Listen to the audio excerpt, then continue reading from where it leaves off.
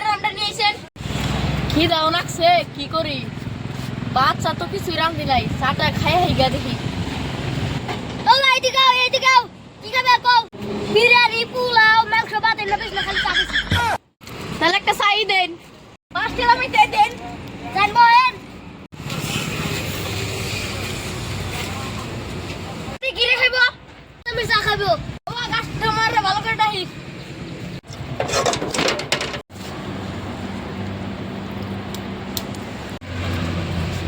নেন খাই।